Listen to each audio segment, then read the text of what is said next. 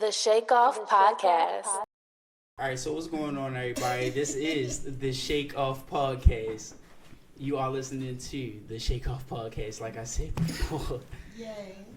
This is the pilot episode, so give it up for everybody that's here today. Yay, round of applause, Round of applause for everybody. Give yourself a round of applause. In here.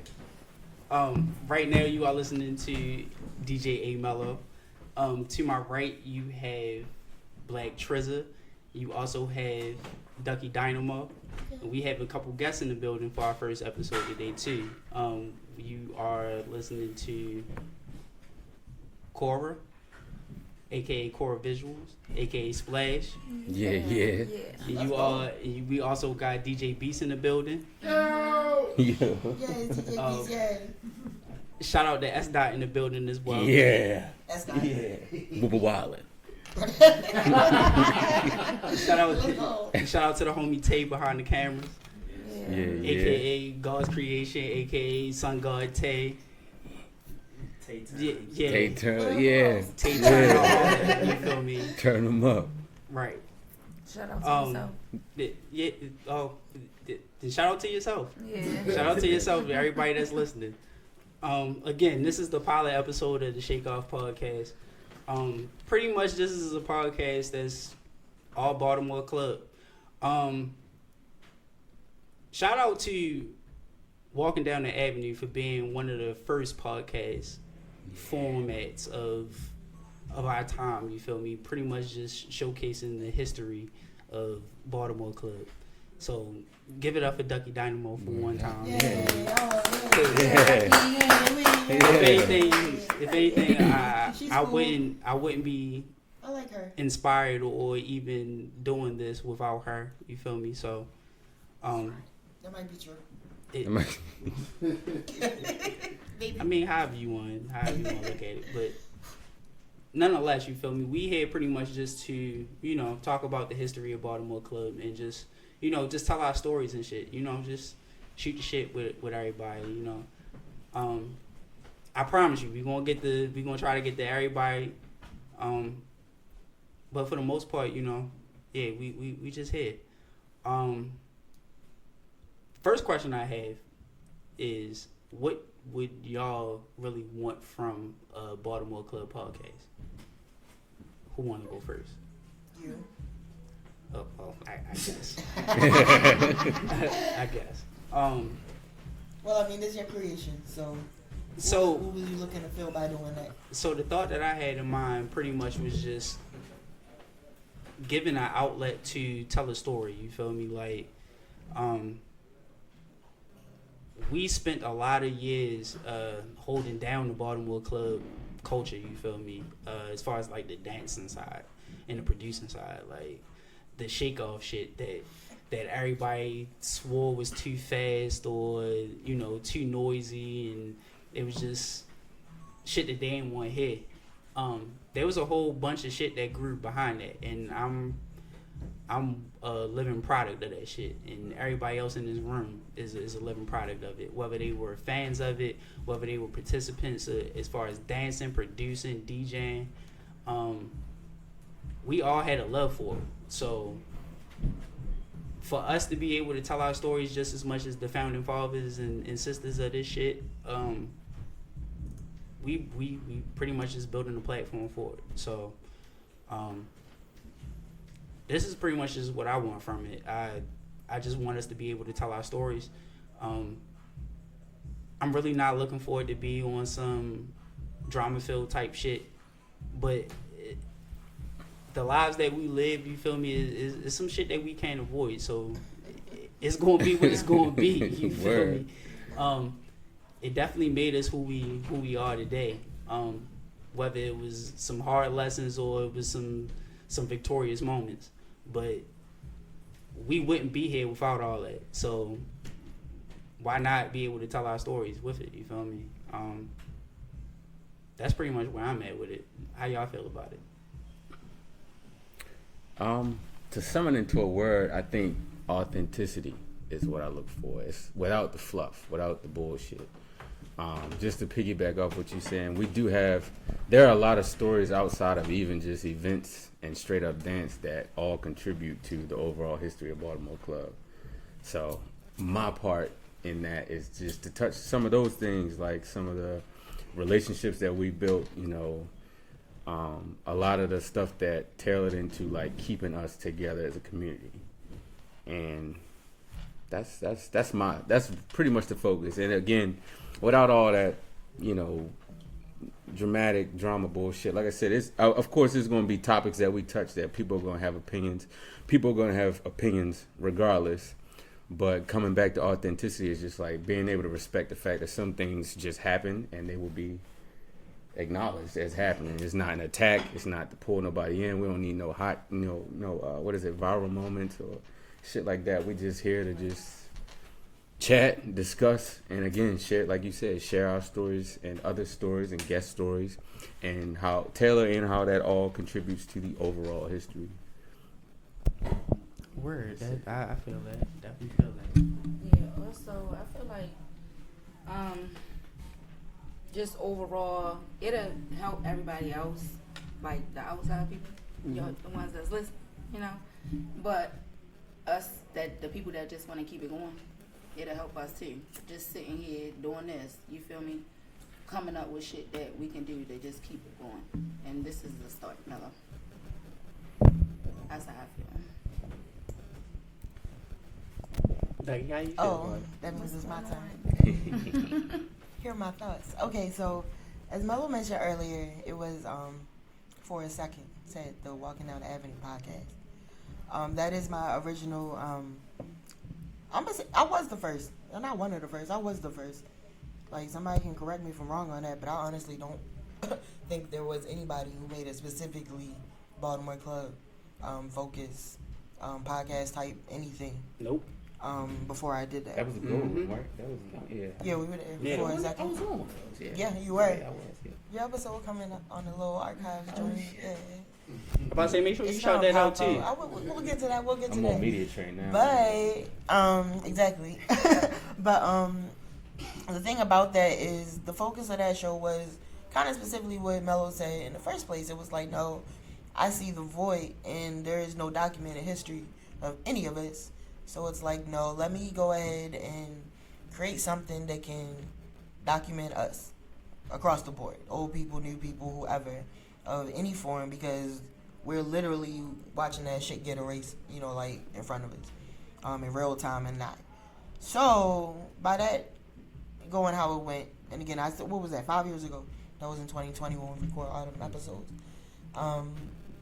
Seeing this come up, it's one of those things where it's like, for me, it's the same thing, but not, because this takes a little bit more of a different type of angle.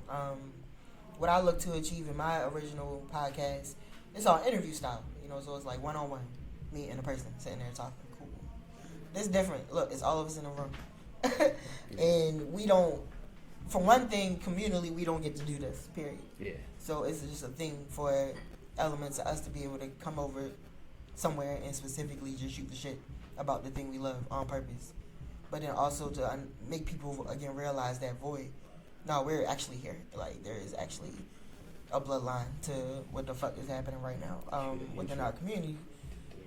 So they can, every single time, just know that we exist and get a snapshot of what's happening. Which is why it's like, nah, what I want to see is exactly what it sounds like we about to do. Just get the voices of whoever around right now and tell the story, so that they can't keep getting us, confused with whatever else is going on to sound a little bit like us type shit. But I'm sure we'll get to that, Yeah. It's unavoidable. It is. It's one of those. Yeah. It's one of those. I was But about to also, say, y'all made it sound stuffy. Y'all was like, yo, talk. Like, also we chilling. Yeah. So it's like, nah, this literally is just like a cool ass conversation. We all homies. We all family at this point. So. What, only like 15 plus years. And then there's that we're all fake old. When you We really done think been about knowing each that other shit. 10, 20 years, something at this point.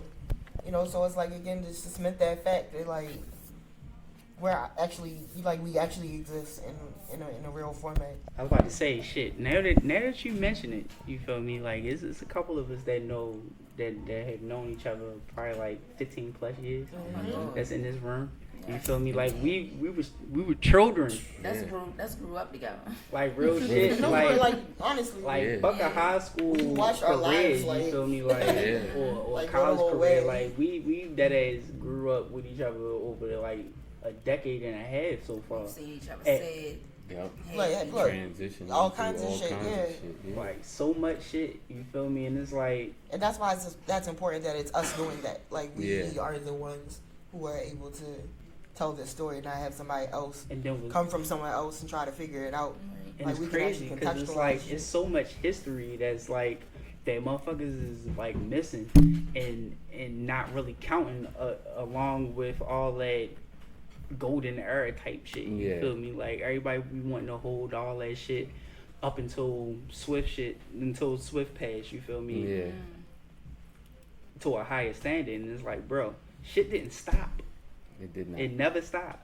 So it's like, you know, but we had to rectify that in a sense. You feel me? Like we had to, I guess, fill in the gaps of all those years. You feel me? That everybody felt like Club was dead. Like Club wasn't dead. Like the city stopped listening. Dang, The what city that stopped sound like that listening. intro? What, the 3 a.m. at the Paradise? That's the intro, right? Yeah, Yeah. I was about Still to here. Shut up. Everybody say Shout yeah, out it's 3 a.m. still at the here. Paradise. Go listen to that. Wow. Plug that. Yikes. Yeah. Real shit, We though. gotta upload Without Ducky Ramble edit so that the song can just start and then you don't gotta hear my Nah, you need that, though. I know. You need that. It was You a need whole that. thing I'm about about to say that. yeah. Never mind. And while we on the subject We of did that that work. song, We did that work. if you listen to the song all the way through, Yes. the ending of the song is iconic as well too. If you don't know, look up Dancing Brandon. That was the scene from that was the scene from I think the first KOB Was or that something like Gatorade that Make- when he battled Black. And remember when Dancing Brandon battled Black and he came out his shoe, Oh, yeah. crazy legging and shit. Yeah. That was that moment. Yeah. That was at the end of it. And shit, Yeah. when the crowd was going crazy and shit. That whole round, sunned the shit out of him. You feel I me? gotta go Like back and listen to it. Like you feel me, swirled that nigga head and shit. You feel me, put his Yeah. arm around his motherfucking shoulder and shit. You feel me, just started Damn. hitting this nigga with hella footwork and shit. Like shit was lit. You feel me? But again, like it's a lot of history that need to be told. You feel me? So we gonna be here to tell y'all that shit. Yeah. But the first topic that we're gonna talk about on our very first episode of this shit, if you know about KOB and QOB, then you should know about this next move that's about to play. So look, pretend nobody does. Alright, so What the fuck is KOB? everybody that's listening, right? KOB and QOB is the King of Baltimore and the Queen of Baltimore. This is pretty much just the Super Bowl of Perfect. club music dancing, you feel me? Shout out to Jordan for saying that shit in his post, you feel me? That shit is a Super Bowl. But Real it's shit. pretty much the Super Bowl of Baltimore club dancing. You feel me? It's really one of the, I would say one of the first dance competitions that you would find in Baltimore. I could be wrong, but honestly, I don't really recall any other dance competition going on if it wasn't some hole in the wall club or bar and lounge or some rec center or something like that, and it Easter didn't cater dance to con. Baltimore club. The Easter joint. It's that, you feel me? No shade, but I'm just saying. Fucking niggas up on I'll tell a story about that Right. one day. Easter. Fuck niggas up on Easter. But until then, yeah, we'll just say that. With that being the case, you feel me? The competition that's coming up, that's powered by Be More Than Dance. It's pretty much let's up the ante on it. Let's say it's just the same competition but on steroids, right? At this point in time, club music has spread to different regions.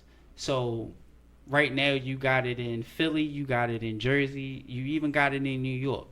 And they all have their own respective styles of dancing to club music and to their own style of club music, respectfully. But with us being one of the being us being the mecca of this shit, whether it's the music or the dancing to this shit or the competition aspect of it, yeah, pretty much we're bringing it here. It's an open invitation for all of the regions to come through, represent with their best dances, and we're starting it with the ladies. So if I'm not mistaken, this competition is called the Club Queens Championship or Queens of Club Championship. Let me make sure. I don't wanna misquote it. I kind of had everything pulled up, but knowing me, I'm off. But again, shout out to Be More Than Dance. If I do want to talk about Championship, right, so it's the Club Queen Championship, right? Let me make sure I pull up this flyer because we definitely got some recent information with that as well. Hold up, let me see.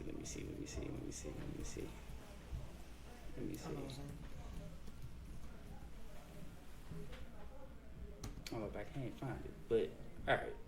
So, if anything, the competition is called the Club Queen Championship. It is going to be held on November the 1st, 2025. 21st. The 21st, that's what I said. Yeah, November 21st. Preliminary rounds is going to start at 2 p.m. and then the main event will start at 6 p.m. All right, so for everybody that's not familiar with this, preliminaries is pretty much everybody that's going to be competing to get into the competition. So you're going to have a numerous amount of dancers that's going to be competing, and they're going to be getting scored to pretty much just see where they rank at in seeding. Wait, we do. So here's the thing about this. Right. King Mello, you don't run into one of these types of situations before. Yeah. Understood. It is not, as it's been explained to me, the Club Queen Championship is not just a copy and paste of the King of Baltimore and Queen of Baltimore product that we know have been enjoying for the past 18 years or something. But what I mean by that is this is a style of competition in which there's competitors and judges.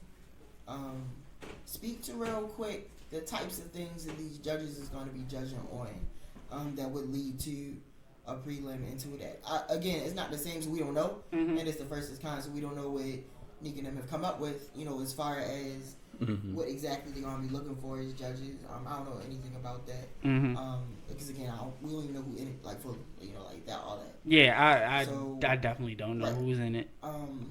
So anything about that, like as far as what does that look like? Those people who are in them prelims, what are they looking to like try to show off or type shit? So from my experience, Allegedly. what I can allegedly, because I'm not too sure know exactly how this particular format is going to go or how they're going to be doing with seeding or like the specifics on what they're judging for with this particular competition. But in general, I can kind of speak for it. Yeah. Just being somebody that did it like 6 times before I even won, and right? won it. And won it. So just seeing like the Rebel comps and like just based on that type of level. So of structure, and I guess I can see that too. It is a little mixture of our culture and how our competition is set up, plus some of the like mainstream competitions you might see in today's world. Like for example, Red Bull Dance Should Stop. But as far as the judging, I would say they're mainly looking for like creativity. They're looking for originality. They're looking for cleanliness. They're definitely looking for just like I would say aggression, but I'm want to use another word for it, but it's mainly just your overall attitude, like just expressed in dancing. Like this is a battle. Be hungry. You feel me? Even if you're not battling somebody for the preliminary rounds, you have to show like you want to be here or you need to be here. Just you just gotta overall believe in yourself and play. You gotta play to the crowd to a certain extent. I'm not saying that you have to go out here and just start hitting all the viral dances and all that other stuff, because honestly, a lot of us get bored with that. But just be different and be confident in everything that you're different in. Mm-hmm. That's the main thing I really say, and I've seen throughout all these years. Like, a lot of people, you'll get a lot of people that'll be out here that have a different thing, but they're not really too confident in it, to where as though like they execute it the way as though it makes the viewer and the crowd like react to it a certain way. So yeah, just stick to your guns, but just stick to your guns confidently. You feel me? And with this particular competition, it's not going to be just strictly Baltimore Club at all. You're going to get a sprinkle of that shit in there. Like, you're going to have people from Jersey. You're going to have people from Philly. You're going to have people from New York. So, like, the possibilities are endless, you feel me? And it's like, just come with full confidence and just come with, just come with you. That's all I can really say. Mm-hmm. Well put. Anybody got something to add to that? Wait, anybody know? I mean, Cora could, you feel me? Like, she has been a participant in the QOBs, so it's like... That's a good segue, though. Unless you was about to ask about anything else more specific about that. No, not necessarily, no. I mean, we can take it there. Bring your host in, Yeah, so... so... I'm guessing on this one. Yeah. And we can talk about it. So like I said before in the intro, we have Cora Visuals, aka Splash, in the building. Yeah, that's right. So if you don't know, she is a seasoned veteran within the Baltimore Club dance community. And I don't say that lightly. She is somebody that has been around and has been somewhat influenced to the style. You feel me? Bringing just different flavor to it, bringing different energy. If I'm not mistaken, you are one of the founders of Two of a Kind, right? Yes. Right. Mm-hmm. And if you don't know about Two of a Kind is an all-girl group that was around, and they definitely made noise. This is pretty much when I was coming up too. So, Harvest.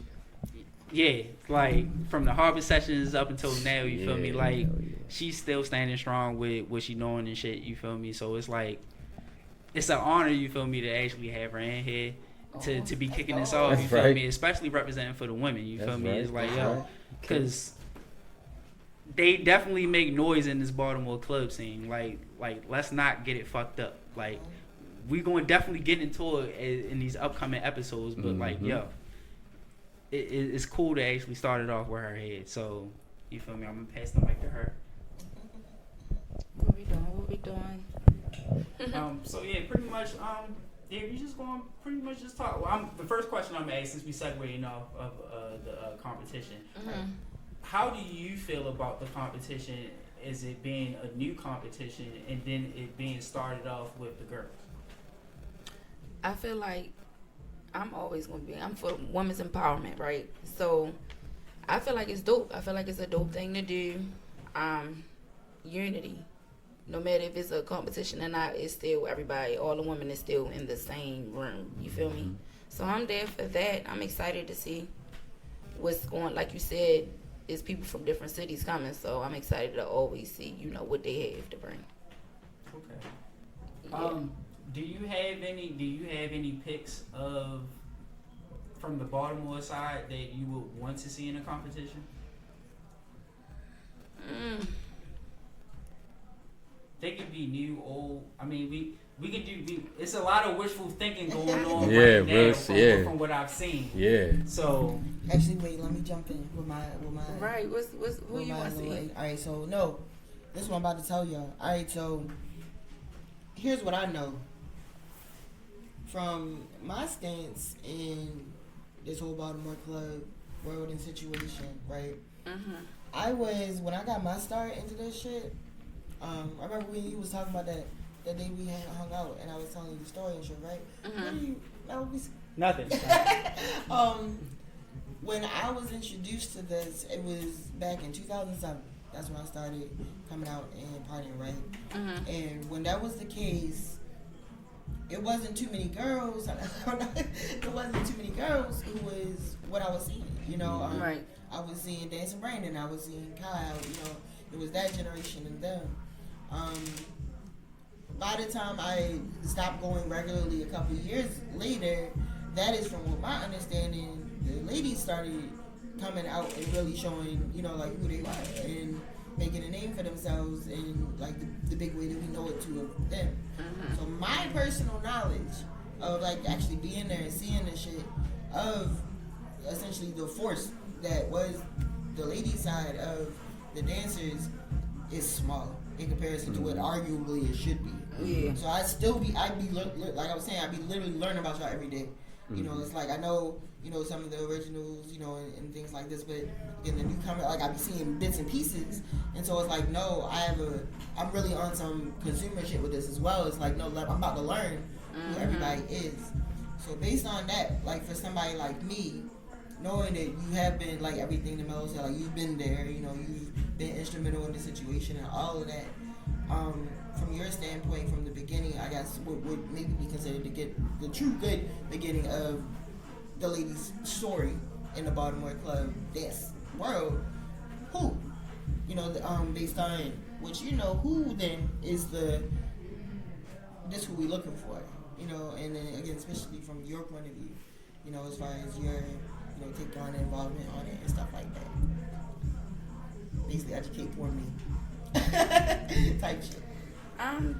Ducky, I feel like for the women, I feel like it goes both ways.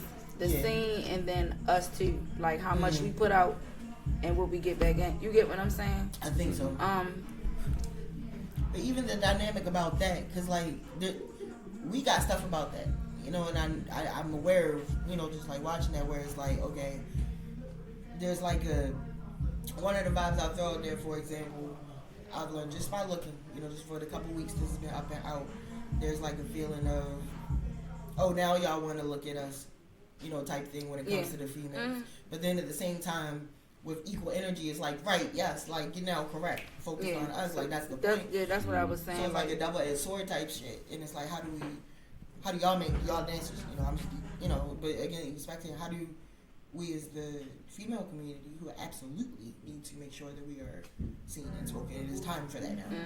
How do we navigate that? Because again, it is the internal family business type situation, which is that, oh, now y'all, you know, type of feeling I see. But then at the same time, it's to know everybody needs to. So right now, we only can do what we can. And right now, it starts, I feel like, with us, right? So we gotta just keep pushing with the people that feel the same way we do and look at things as far as the club scene and the culture all together. How do you feel about, so yes, it started with us and it comes with us, but again, this is open. You know, this is incorporating, inviting Jersey, inviting Philly, inviting New York. How much of that do you think the backstory essentially is going to play into this overall narrative? Now that we have these you got company, you know, essentially, you know, so it's like, this is the world, this is the whole country, you know, the whole East Coast club scene, you know, as they like to say. Yeah. How can I put this? Thank you. You know how when you're a kid and the little girls and you bring somebody else in the competition, they show off. Right. So I feel like a part of it is like, I want to get us. They want to get us. Yeah. It can't help but help. Like, I'm gonna see if this battery work real quick. Right. Yeah. To get them to jump in the competition, because I'm gonna add females from bop. Right. You feel me? That's why I said, if Skinny Girl, if we all come together and just turn that whole competition into trash, say, go ahead back home, go back. Yeah, come on now. Yeah, like, I'm with that. Well, that's the one thing we didn't get to finish muddling through all the details of it, but $5,000 prize, you know, like, this is not a little bit of money. Yeah. You know, once again, not at all. So that's like a dynamic, like, and again, I know Bestie Mello and I, we go down a whole rabbit hole of what it with those types of prize points, you know, and that realistic need, you know, like type of thing, what that plays into then the competition, because this isn't just neighborhood clout, you know, at this point in time as it was once. It isn't just $500, you know, like $5,000. What? Somebody gave me $5,000 Can I be right honest now, though? huh? Like every vet that I've talked to, female vet, they ain't even say shit about the money. Right, and then that's That the was thing. never the case. So that's like one of the dynamics to think about for me that has crossed my mind, because again, to me there's the understanding of, if y'all doing it, it's because you love it. If you're here, like, you already know, like those who have been here forever, like it's not like it's undisputable. You're gonna be here for the sake of the culture and like for what it is. These other people from these other states don't give a fuck about. Either they don't know, again, case in point, while we're all sitting here, they don't know anything about what we're talking about. So they just see, you know, a club dance competition. Oh, cool, you know, that's what I do. Prize. Yeah, you know, so they're just there for that. And then they see, again, them 5 racks. So it's like, oh, shit, I'll try out 95 for that. It's nothing. Great. But again, I think the intention of a lot of it will paint the story. And I think that's why this is such a like interesting thing that's coming up regardless. But I think, again, for us specifically, there's definitely a sub story that is going to occur. Absolutely. And it's like, that's the part that's like super interesting to me, because it is exactly that. Like, there's already a thing here, you know, for our community and in the female, you know, side of any of these competitions. And we ain't have our own competition. Cause okay, And so I explain looked my that. shit up and Explain said that. 14 years and Ooh. 11 years ago. You feel me? When you start So, getting like, Facebook memories, you're like, well, that's saying what? How many years? Right. Lord. Right, yo. I thought that was just a couple years ago, but okay. But no, like, could you speak to that a little bit? There was the King of Baltimore competition. Yeah, sure, we know Super Bowl, but a Queen of Baltimore appeared as well.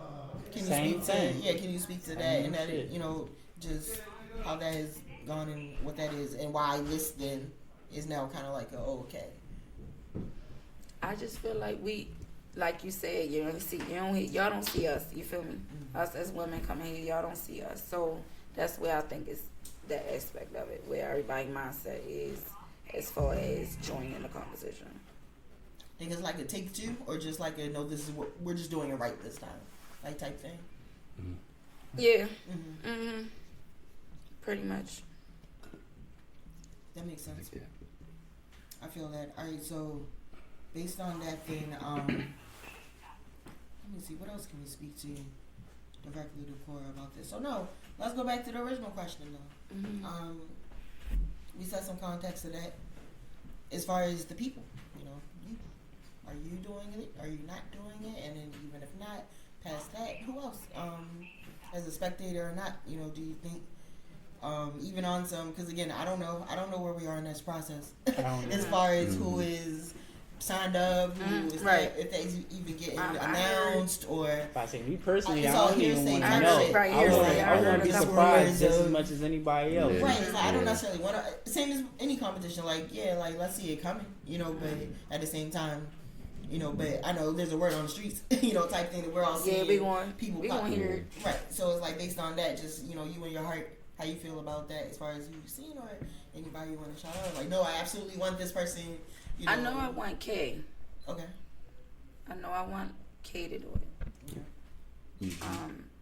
I haven't seen her like take that route. Mm-hmm.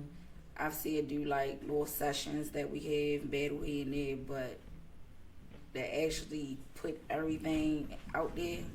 I want to see her do that. I've had Kay since she was like, I think Kay 18 now. Okay. When I first started working with Kay, she was 12. And you talking about TSUK? Yes. Okay. Brought her around the scene, and she just branched off and been doing her thing. She the only one out of my other little girls. She the only one that just stuck with the club scene and branched off. So yep, I really want to see her do her thing. I was about to say, yeah, shout out to TSUK, because she definitely be rocking. Yo. Yes. Like, as far as like somebody like a girl and then somebody from the new generation, like the newest generation, yeah. I'm down. I want to see her I put on and do her thing. can definitely see that. Is there? And no, I'm not doing it, Ducky. No, hold that thought. No. Oh, man. You know what I'm saying? Hold that thought. She gave me that already. Yeah. Okay, wait. It's like, no, I got. No, I what's up? gotta play. Hold that thought, cause okay. So we'll say that for my next question. About that, cause I didn't take over. So I wanted to put in a little segue. You mentioned head, teach, I know that about you. Explain what you mean by that. You're a teacher. You're a thingy. You're A core visuals. Yes. Yes. So you've worked with. That's a thing about core and why Mello was like, no, this girl been instrumental. And like she really has a big impact. She taught a lot of these people. Like she's been involved in looking at a lot of these ladies. Who have been trying to dance. And has a bunch of students of her own. Type shit. So speak on that. When did that start? How far back you go with doing that? I think after my experiences with Queen of Baltimore, I just branched off and was like, I want to work with kids. And that now. was when, like, what year was that? Yeah, I forgot. My last QOB was 20. Oh my God, y'all making me feel old. It's okay. It was Seasons. 11. It was 11 years ago. I think That's it was 20, 3. 20, Was it 3? We here 2014? Yeah, 3? I think. 2014? Yeah. That sound right? Mm-hmm. Okay. And after 2014, I just was like, I'm ready to branch off and work with kids. Yeah. I teach at 3 different recs. Mm-hmm. And yeah, I'm still here for teaching. I took a little break. Right now, I'm on my solo, Nice. putting my visuals together, Absolutely. shit like that. Reset. Yeah. Yeah, still love the kids, but that's where I started. That's where, that was my home once I branched away from Right. be more than dance and the whole shit. Yeah. So, yeah. So I say that to say I want her to say that so we understand. She done seen these people. Not only as an active dancer herself, but in coming into what is the current world, who outside you kind of know. So with that, I do want to segue. My next question related to that is, okay, so you did shout out KS, shout out TSUK. Generationally speaking then, because she is a young one. Like I said, she just turned 18. So she is very much who outside right now. Like she is one of the people who is exactly representing what Baltimore Club dance is today. So in this competition coming up, again, speculation, we all shooting the shit. As far as generationally speaking, what's the spread? Do you feel like it's more of the younger folk, like who you just shouted out, or is it more of the seasoned folk, from closer to your generation and the first generation, or is it kind of even? I think the younger generation is dominating. Yeah, they definitely dominating the situation because, and that's what I'm here for. Cause it's not like I'm not gonna be doing this shit for a long time. So, would you rather see more young? No, I would surprise me. Chime in if you want. Surprise me. Like who next? Like shock me. I can understand. So I'm your not, kids work though. It's like when did I raise? Because you gotta see it if I like get that. in the pain. But I mean, like, do you think? Okay, so I'm gonna ask this, and I'm gonna shut up and let y'all do that. The question I'm gonna leave to the room then is, with Shakur vibe in mind. So I do understand that then it is something of a pass the torch type of thing in itself, but it is like kind of like a theoretical pass the torch because this is once again a brand new fucking thing. So ideally, we not supposed to really consider the KOBs, the QOBs, and the other things that we've seen because this is a brand new product. We've never brought together these types of things. So it's like in terms of generationally speaking, if it is tilted more towards the younger folk, the newer folk, our current generation, for our Baltimore Club culture specifically, and again, this is a question to all y'all. Do you think that setting essentially the precedent for what this is about to be for club culture, but again, it is anchored with us, and we never want to let go of that. That's all our main mission. Don't forget us. Will it be at a loss if there's less of essentially closer to the pioneering of this shit in the female bloodline of this. Kind of like to say this is where it came from, you know, and to anchor like nah, as opposed to letting it be like no, this is the new generation, fresh start, fuck it, whoever show up is who showed up. Again, in comparison to a King of Baltimore, you know, Kai and them gonna be there in some form to remind you that the first time, you know, back in the day with Nancy Brandon, back in the day Kai, back in the day Tay, like we do a very good job of honoring the men since the beginning, every single time, you know. So it's like with this, it's like do we need that as well? How do y'all feel about that? And if there is, again, like I said, less of the pioneers, the first generations of the lady legacy here involved, is that a loss, or do we just we writing it now so it don't matter? I feel like it's all equal. It should be all equal. All right, so my thing is, I don't feel like any of it is wrong. What I feel like is it's just not enough of a newer generation to make any type of movement forward just yet. You feel me? But is that the case? Like, cause I don't know. Because again, like, cause Cora's like, all right, you know, I've seen you again. Shout out Kay. Is she the only one? No, or are I'm there not. other folk in like other ladies who's like, nah, I'm there too. They just maybe not be in competition format. So but even that in itself is so, a thing because how many competitions in the first place? So just even, I'm just saying in general. Yeah. Like, gender aside, you feel me? Like it's not enough. Yeah. But I see the people that's making the effort. You feel me to move forward with that. Right. Yeah. So I'm not knocking it.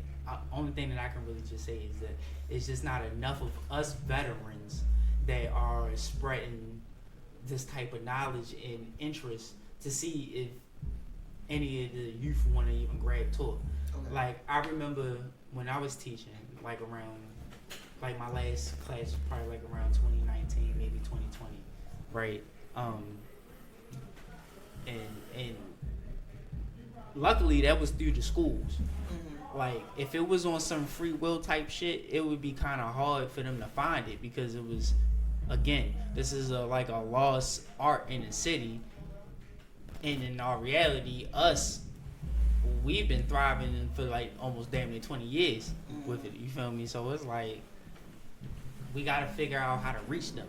You feel me? So with some of these programs not being, with a lot of people not even having programs to begin with, whether they teaching classes at a rec or a lot of motherfuckers is having their own building to go ahead and teach classes at or throw their events at and shit like that. Like, the lack of those things, you feel me? Like, not even, even with the resources, I'm gonna just start with the people even just having the balls to go ahead out there and do that and make the investment in throwing these events or trying to find the spaces and shit like that. Now I've seen people, you know, talk their shit about it. In some cases, that shit have worked. A lot of people just have talked about shit that just ain't going their way. Matter of fact, well, no, I was gonna say this is off. Say that, this is a little off. Well, no, it's not. Oh wait, no pause because no, that part, that last part. Hear me out though, because if you about to say that, what's the grievances? I was gonna say you know whoever was talking shit. Fuck who? Who was the what? When I say all right, so when I say talking shit, I mean this in like a general sense of people just having a multitude of complaints that's solely based on shit just not going their way. Like, people don't be having a lot of people don't have an opinion about things with the Baltimore Club community as in the general sense where we're all affected by it or where we all can benefit from it. Okay. Most motherfuckers stand on their own about it, and it be in minuscule situations. You feel me? Where it's like not, again, it don't play any benefit or harm into us as in general, or the shit that does, they overlook it because it's just whatever. You feel me? But like Trey, for example, right? Like, is him coming up as a dancer. He's been nothing but a supporter of this shit. You feel me? And a big ass fan of this shit. And like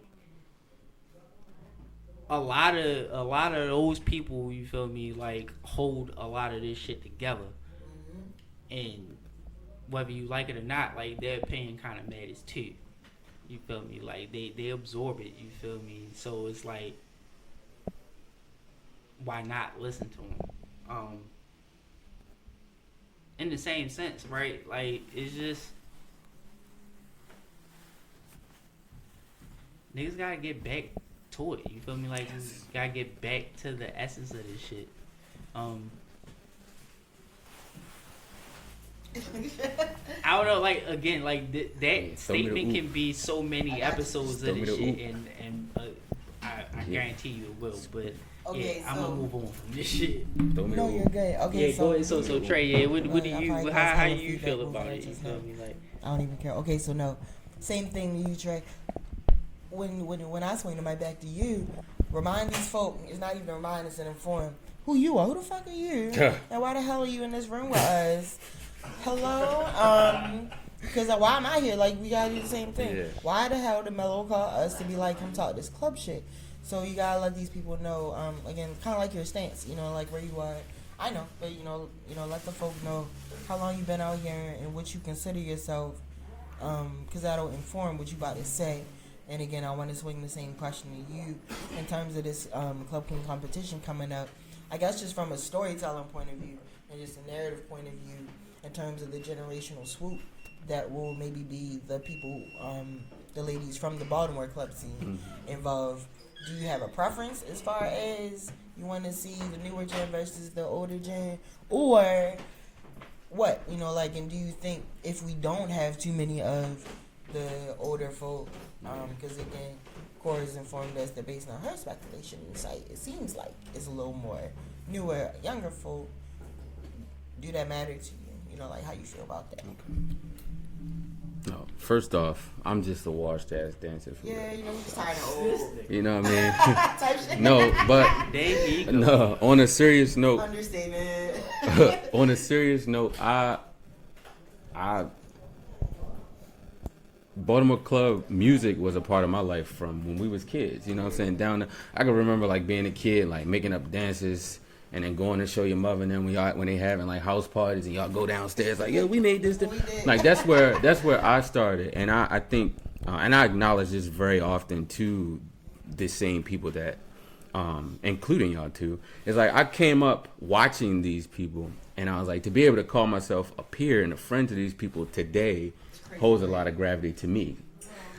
Off top, and I tell Dancer Brandon that shit off. I was like, yo, I used to study Dancer Brandon when he said Gatorade make it crazy legs faster. I used to live by that shit. I was friends with Perp, you know what I'm saying? Like I was in groups with him, which I guess that's my little shit pop. I mean, I came up in groups of some heavy hitters, you know what I'm saying? Like I held my weight a little bit. I wasn't big into like competing as far as like KOB, which is kind of like a bittersweet sour thing. You know, it was something I always looked to, but I got up there. I always, I've only gotten this confident in my 30s. So back then, yeah, you know what I'm saying? But like clubs and shit like that, like group battles, like getting called out, like, oh yeah, we'll see y'all Friday. Like that was more so my steez. And to be completely honest, like I always tell this story as well. Like when I first joined SOE, which is another pretty heavy group. Miss Jones, I never forget. Miss Jones asked me like, why? Shout out Miss Jones, bro. But she asked me like, why you want to like be in this group? Why you want to like elevate your club dance? And I was like, for the bitches. And first thing she said was, watch your mouth. And I brought it back and I was like, the performance. You know what I'm saying? The performance. And it was, no, real shit. Because she was my teacher too. So, you know what I'm saying? She was like, watch your mouth first. But two, she was like, so the performance. And I was like, yes. Because at that time it was like pep rally.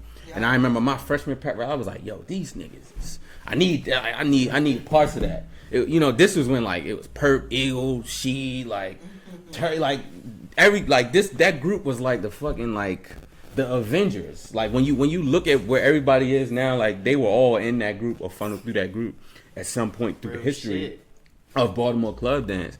And I was like, I wanna be that.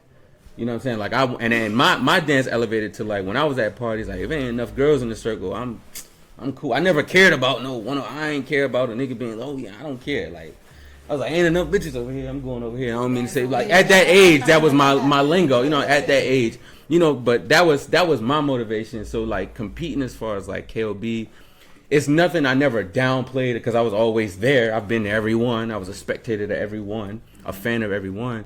It just was. I was able to separate. Like that's not what I needed. That wasn't my drive. My drive was like performing. I love doing like shows. I love like interacting with people. I love like. The shorties going crazy. Oh, that's trash. Oh my god! And I love like I went to Woodlawn, which was a dancing ass school. So like we had Skateworks, we had Belvedere. So over that weekend, I would come to school Monday, and they were like, "Yeah, you was fucking rocking." And that like that's what gave it to me. I never really, you know, I aspired at one point to be that, but I accepted like maybe that just wasn't for me.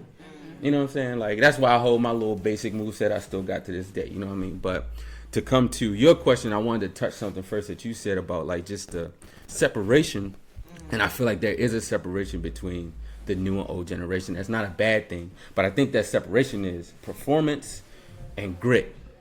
And we talked about it before we started recording. I'm like, as far as grit, the older generation, that's why when she said she said they ain't say shit about the money. You know why? Because they bring it's about that grit. It's about y'all think y'all about to come in here. Y'all think y'all about to come in here, and I'm gonna tell you exactly how I can hear it. I can hear it in Skinny Girl voice. They think y'all about to come in here like real shit. So that's the grit standpoint. The younger generation not taking anything. Y'all know I'm an overall fan still to this day.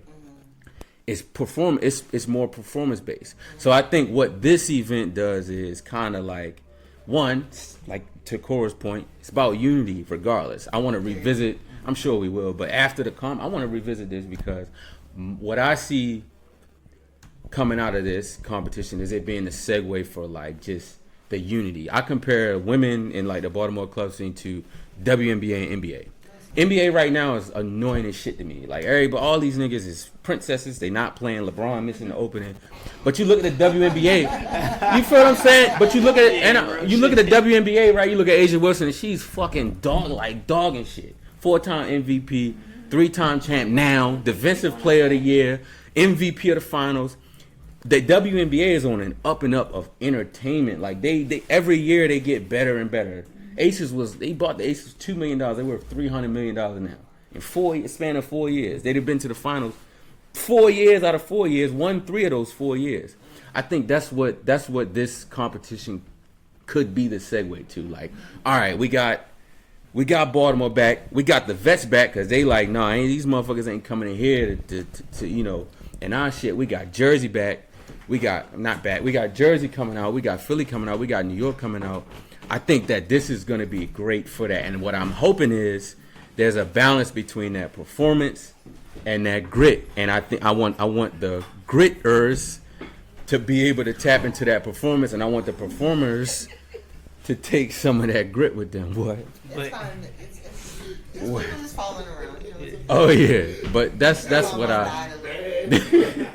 But look, you just brought up a good point, right? You said something about the vets, right? Speaking on Baltimore and shit, right? Now look, there was a thing that I was saying not a couple days ago, right? I don't really know where this shit kind of sprung from. Yeah.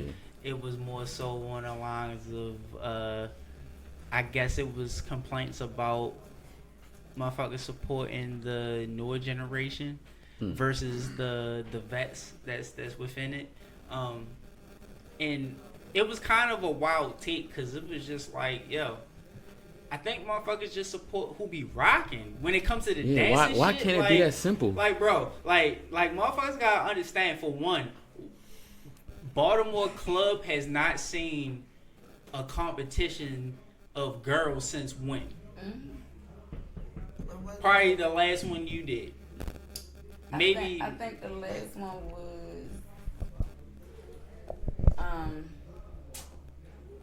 Shay, right? Oh yeah, that one when it was everybody together. Yeah, but then I feel like, what's the one that Nita won? That was the one when it was. That was the one when it was all together, right? Right.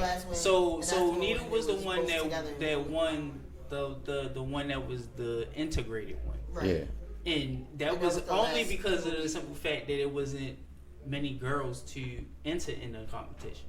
You feel me? But you had some girls that wanted to do that shit. Yeah. So they was just willing to, you feel me, battle the dudes.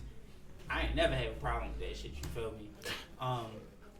Motherfucker, everybody, like spectators and shit, and everybody else can have their opinions or whatever. Don't get me started with anybody that participated in that shit, because my thing is, that shit on the if you showed up, you feel me, you wouldn't have to shut the fuck up. Then that's just what it is. Me included, you feel me? That's why you'll just never hear me talk about this shit. That's why I just shown up for 6 years until I did. Yeah. But that's another story. All in all, like, what was the point we were just talking about? Hold on, I just got a little lost. The vets and Yeah, so there was a thing, like there shouldn't be an issue about us wanting to see our favorite vets or just our favorite girls, period, you feel me, wanting to do that shit. We know who our hitters are, you feel me? Yeah. And that's not to take away from anybody that's active right now that might have not been active back then or hot back then or whatever. Like, the shit is up. It's not about us. It can go either way. Yeah. If anything, you feel me, like, we piping up about our vets and shit, you feel me, or the ones that we know that's gonna give us a motherfucking show. Because we just know that. You feel me? It's up to them to want to do that shit. You feel me? You already heard Cora. She said she ain't doing it. Yeah. Unfortunately, you feel me? But at the same Really time, good. she is somebody that is doing something to in the some culture, way, shape, or form. There's a lot that's not. Yeah. And that's no shade. That's just a fact. You feel me? But all in all, it's like, yo, if you have some people that are worried about that shit, just make sure that y'all that your favorites or that you talking to your favorites, make sure that they do that shit. Or if you are somebody that's participating in that shit, just make sure that you actually jumping in that shit. Yeah. Like, know what you representing. Like, you not. This is not QOB. Yeah. You feel me? It's not an individual thing. You feel me? It's just like you just gotta, like, it's a lot of things that you might not look at as a big thing that's riding on this shit, and it's like, yo, keep that in mind. You feel me? Cause like, Lord forbid somebody take this shit that's not from Baltimore. You feel me? They gonna brag on that shit. It's gonna bring us together. That's what I'm waiting That on. shit, it's gonna bring us together. It's not gonna have no choice but to bring motherfuckers together. But that's the point I was trying to. Shit that's gonna be taught, and you feel me? It shouldn't be that way. Sad, but it shouldn't be that way. But that's how hard head niggas soft ass. Sometimes you gotta tell a motherfucker the stove hot and let them touch it. I think that's what it is. You know what I'm saying? Like, same shit. So one of the things that old historian me can contribute to this about the culture in general is it was always taught to me that specifically when it came to the production of the Baltimore Club music, when club music became a thing here and we knew what it was, competition is what drove a lot of the shit that made all the club music that made us. As it was told to me, it would be some shit where like you had BlkTrza and them and they West Baltimore niggas, they over Edmonton, so they would make a track, and then you would have like, no, I'm sorry, BlkTrza was over East at the time, but you would have Mumbles in them, they over, West, whoever was on whatever the fuck side, right? And that's kind of like how it was, and it was like, okay, one person over here made a song, came out, oh, they give it to the DJs, they about to play it tonight, stop, we can't have that happen, we in the booth, and then they back in the thing, and they would make a song, so that's what made that initial engine, of what drove a lot of this initial shit was essentially competition. Not even malicious competition, but just competition. I say that to say competition is kind of inherent to anything we do in the Baltimore Club. There will always be an element of that, that fight. So it's like, that's kind of super unavoidable. But that being said, even still, that's what I was saying earlier. It's like, I feel like a fire will be lit regardless. Because it's either, people have the, fire between what the history that's happened here internally, or again, simply put, like, you're not about to come from some other place and then Whoever say do that it. you're about to, do anything That's here. it. Right, so it's like, that's what I'm saying, like, that's what it's like a super wild, cool dynamic, knowing about all that shit in terms of, again, just holding the legacy, of what this is about to be. So, yeah, no, that was mine. All right, so I got a question for you, Cora. I actually got two questions. My first question is, what do you see in your future for Baltimore Club?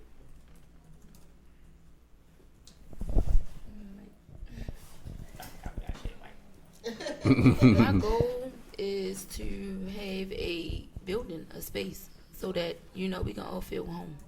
Whenever you wanna come in, let your head down, get away. That's my goal. I like that. All right. And my last question is, before you became who you are today, what was your biggest fear? My biggest fear is always just like second guessing myself. You feel me? Like I definitely did. I be on the move with just my visual and things that I want to do, and sometimes I be like, that might not be that. But then I never was the type to be like, all right, I'm gonna just go for it. Now I'm going for it. So it's definitely okay. All right. My very last question, right? My very last question is, what was your biggest obstacle that you had to overcome within your career of Baltimore Club? Great question. That QOB shit, because I'm not a battler, but I did it shit, and I definitely won battles. So even if it was at the harbor sessions or battlegrounds, or you get what I'm saying, I've still walked out of there with a W. So that right there, and then like I said, not being recognized. Like I see you, but you're not making me feel like that. That's one of the reasons why I branched off. Like I don't feel loved. I don't feel like y'all really fuck with my style and what I got to offer towards the culture. So I'm gonna branch away for a little bit. You feel me? But you, in a way, you found that appreciation and that love in other places. So that's what keeps me here. That's yes. That's what matters. Protect that love. At least you found the love. At least you found the love in a little bubble. That's all I need. People in this little bubble. But you feel me? It can grow into something bigger. So as long as you just keep doing what you're doing, you feel me? You gonna be good. But no, I definitely appreciate everything you've contributed to the culture, and what you still contribute to the culture, because you are still active out here. I do wish that you were doing a competition, but I will be in the stands watching right along with you. Yes, you're gonna be ready to go. If we don't get these media passes or whatever the case may be, but shout out to Be More Than Dance. Yeah, I need a badge. Yeah, I need one too. We try and do some interviews. You feel me? But we'll discuss. Yeah, but no. Thank you for giving us your time. Oh, that's wonderful insight. Thank you, Mello. You done made tracks. Hold on. Tell them about the tracks you done made for me for the competition that had the QOBs. Damn, I forgot. Yeah. Yo, no, like, real what? shit. Yo, cuz, it'd be a lot of shit. It was either a lot of shit that was taken down or just like she said, you feel me? There's a lot of second guessing that goes on within this shit, you feel me? And it's like, this club shit saved a lot of us rather than, gave us a name, you feel me? Like, with me, you feel me, and a lot of other people, I can say, that I guess fame came after everything else that we've gained from it, you feel me? Like, I've learned to, be myself within this shit. I didn't really have an identity other than, just having this to be able to express myself, you feel me? So like the shit goes a long way, you feel me?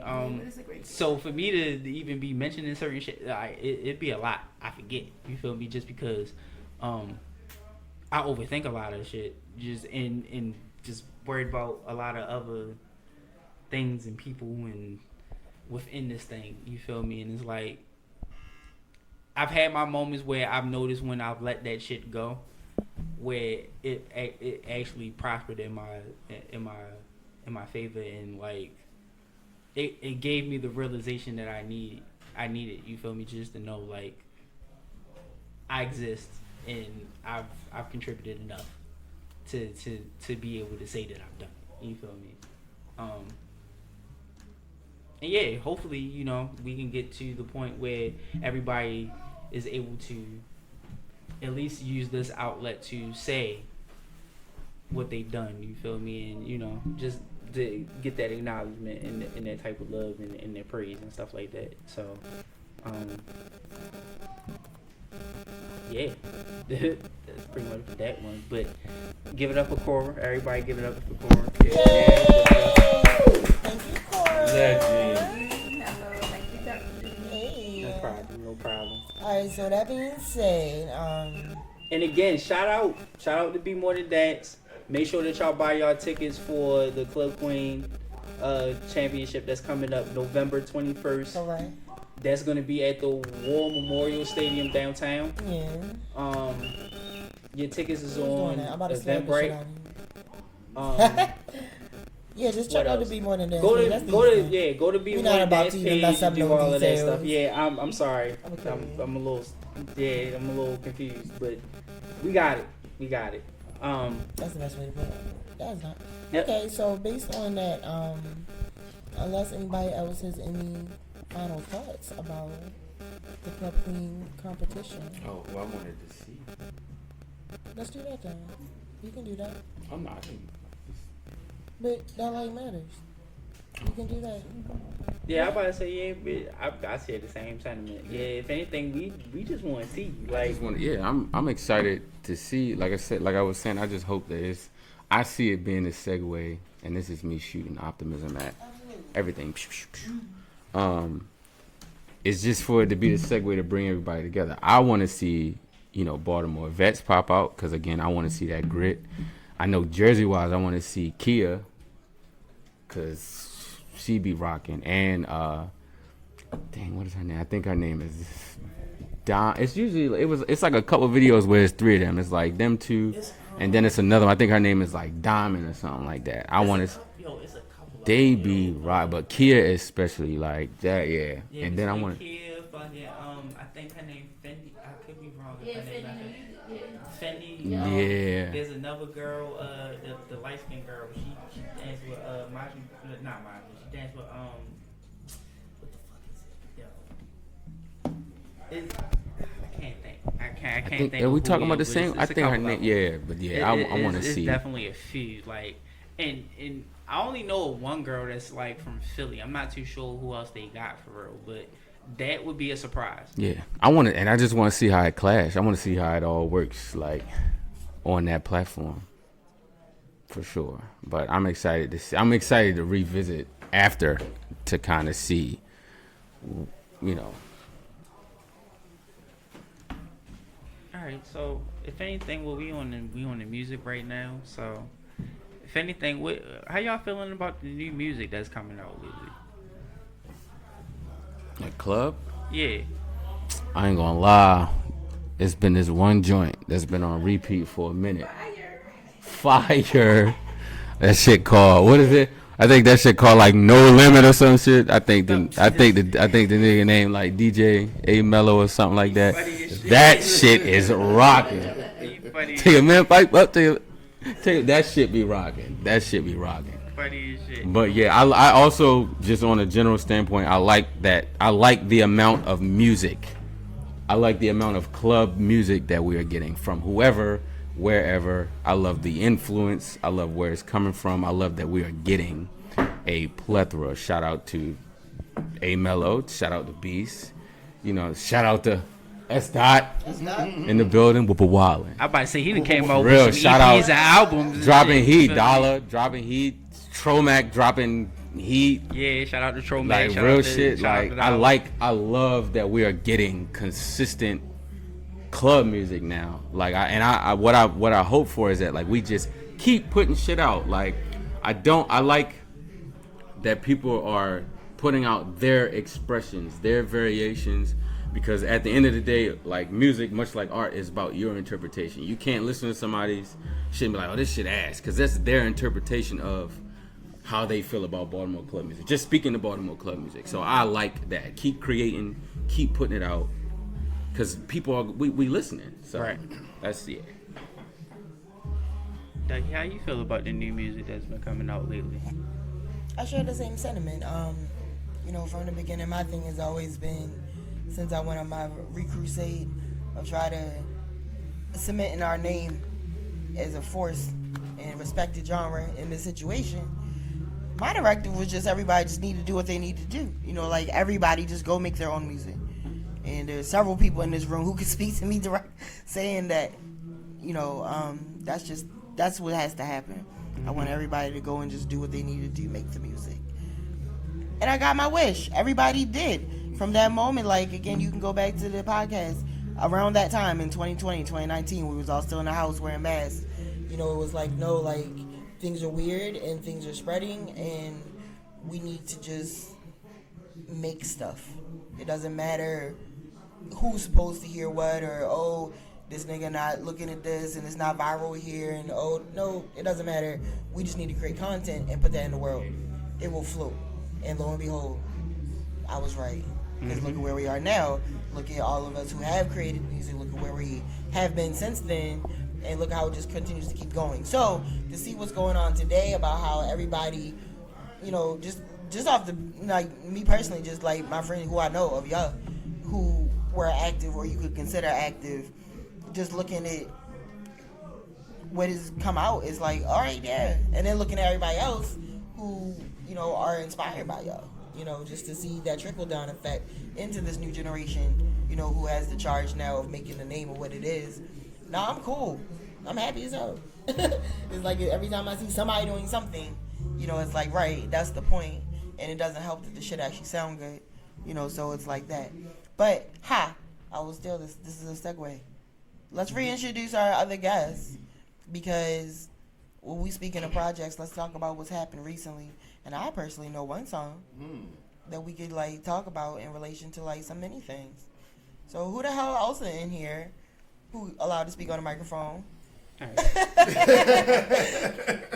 All right, so if anything, we got DJ Beast in the building right now.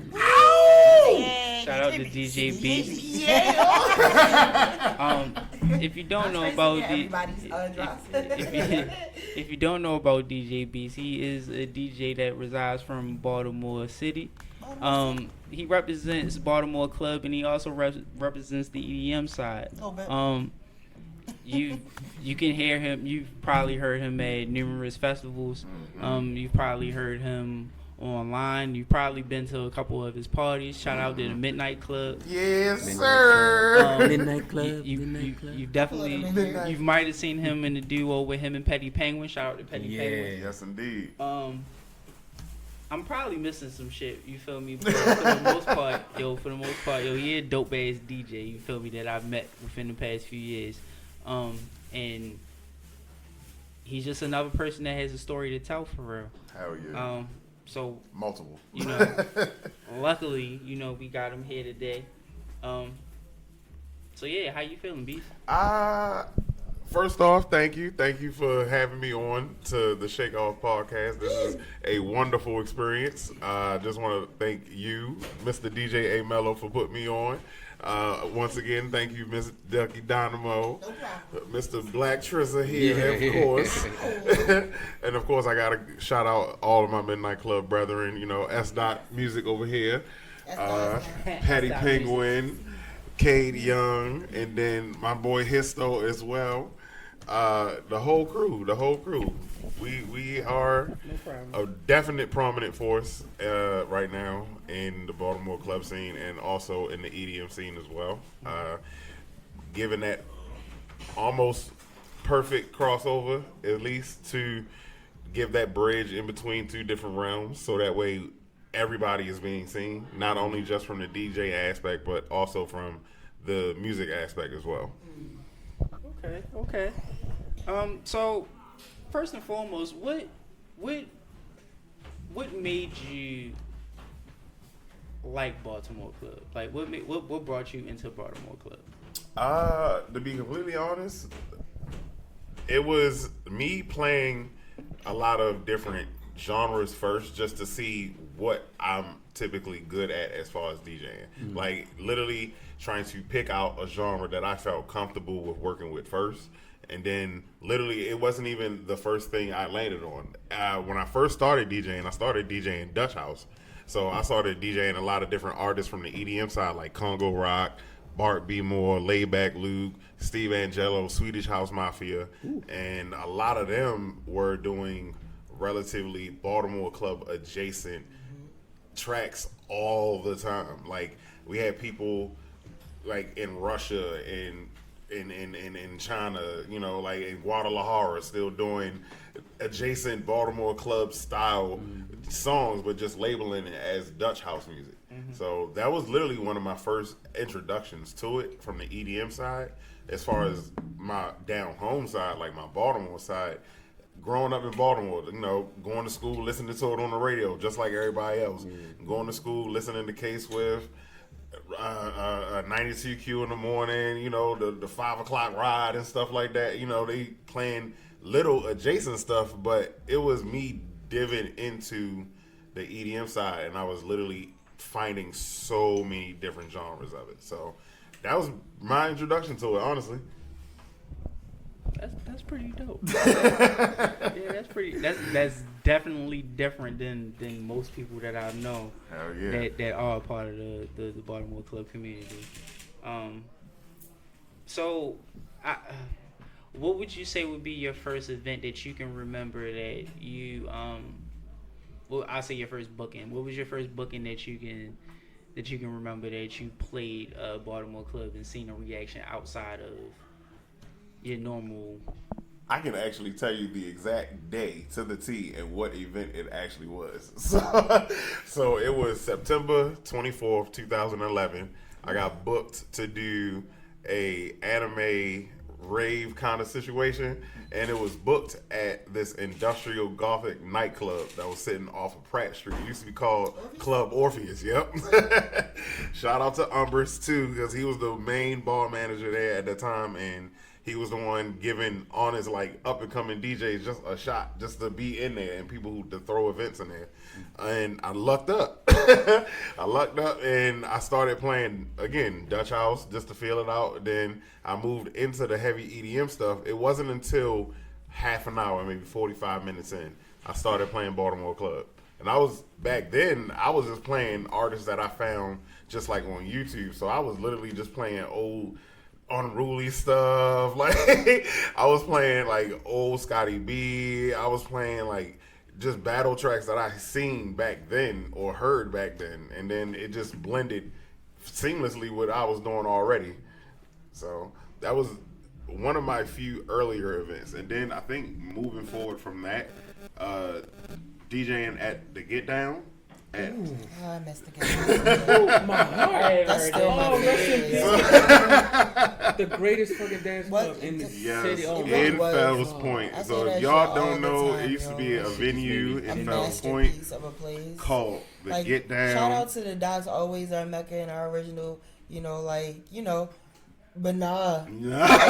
As time went on, The Get Down was where like, shout it out was to many at. places, but the Get Down, The Get Down when it was came like to, step up. Yeah. everyone just loved every.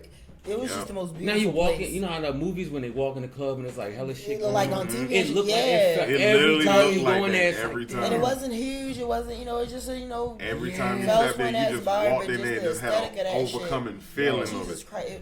It was I definitely danced the whole time from when I got in there. The bar was good. The section was I was at the last. I was at the farewell party. Yeah. We was there probably, but it's like even the DJs that was in there, like you would get a spread. Like you could hear, your top 40 shit, then into club shit. That's why we all like to go. Like, but yes, okay, sorry. No. By all means, reminisce. Get Down. God damn. Hell yeah. The Get Down was definitely one of those ones where it was a perfect venue. It was it appealed to literally everything you put in there, and everybody loved thinking it. is like, shout out to Midnight Club and the shit y'all be doing when you go dick around in the Rockwell. Who was there, like weird child of a club because it's the same owner, same designer, but different, situation. Yes. I still keep thinking, can you imagine if the Get Down was still with us today? Do you understand what this room would be doing in that establishment? 2025 if it was still how it was. Oh my God. Like, Jesus Christ. 2K25 Get Down, us bro. was the Baltimore Club push. Period, was like who developed over since then. Come on now, like that would have been a perfect fucking place.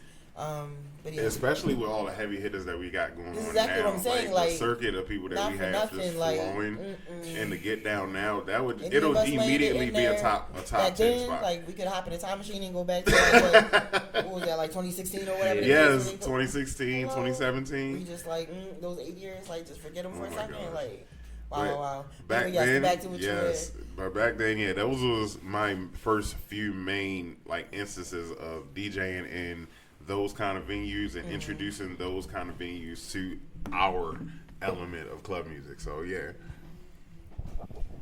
All right, so the biggest thing that I've been curious about with you is pretty much just like your integration of EDM, like your integration of your love of club inside of the world of EDM. Because it ain't the same.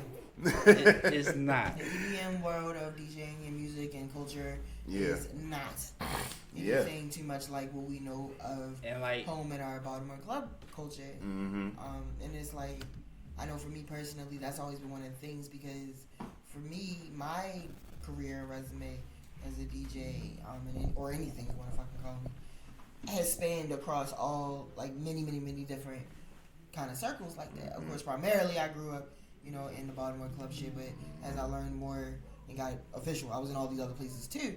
So it's like, no way to see then this thing that's home and mine end up in these, what the fuck, in a good and bad way. It was like, wow, what's going on here?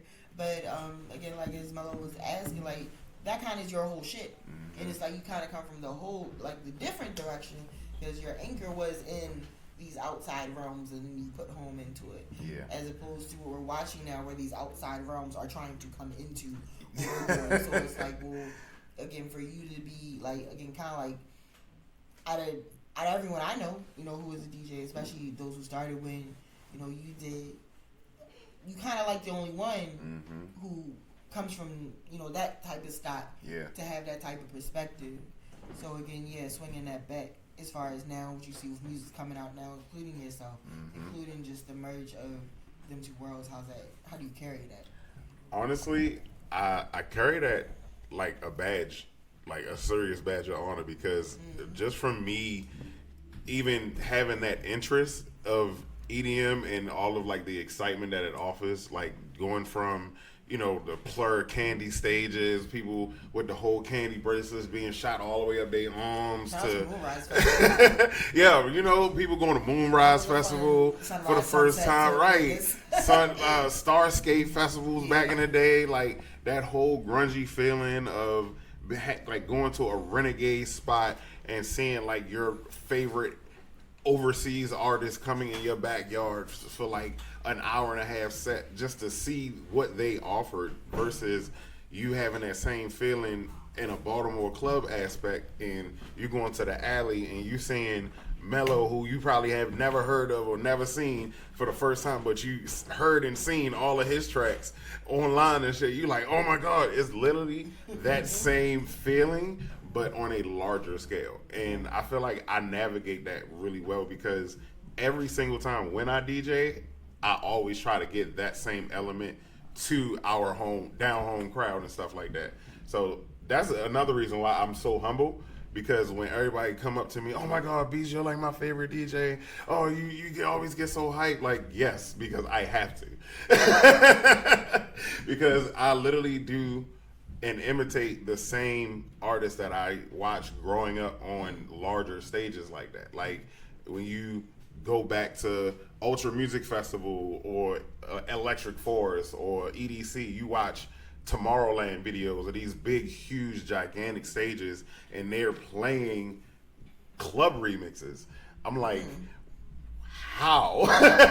But at the same time, I see how they get it, because they not only want to pay homage to the artist, they also want to pay homage to the impact of the culture that is given too, because not all industry artists think like that. And I had a couple conversations with a few industry artists that actually want to come down and pay homage to club artists and where they're from and how they get it. So I actually seen a couple people like Slink, for instance. He visits Philly often. He's from Jersey, but he's one of them people that gets booked for international stages like in Italy and London and like Brisbane and he's one of those one. And shout out to Slink too, because he is a awesome he is a awesome individual. But with him doing shows like that, that's also giving like a definite bridge too, and the same thing that I'm doing here, because he does things way larger. I wish I can do the same things like that, but I try to do that kind of thing regionally here, and it still makes that great of an impact. So if I'm able to bring each and every down home sound to a festival stage or like a renegade stage or like a stage where I'm like in the middle of nowhere like Burning Man or something like that, then I would love to do that too. So yeah. Oh yeah.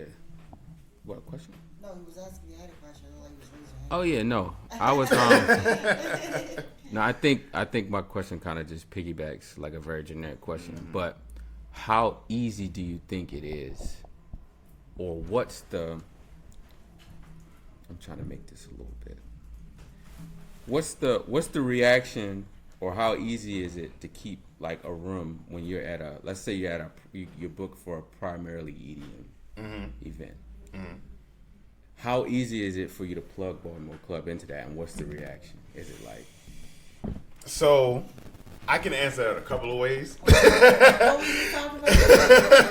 I can answer that a whole couple of ways, because sometimes as a DJ, of course, you always have to read the room. Yeah. Always got to read the room. Sometimes it not always the right time to bring in club, but at the same time you can see at a time at a party where, okay, it's a little dead, everybody's like, waving around. Oh, let me play something that's a little upbeat, and then they'll get them. Most times, with my experience, I only just go from the gut, dog. Like, I go straight from the gut. If I know for a fact that I can play a S. remix, and I know it's going to go off, only because I know it's a couple people that may not know a S. song. Like Heated. I'm still. I just want to plug this.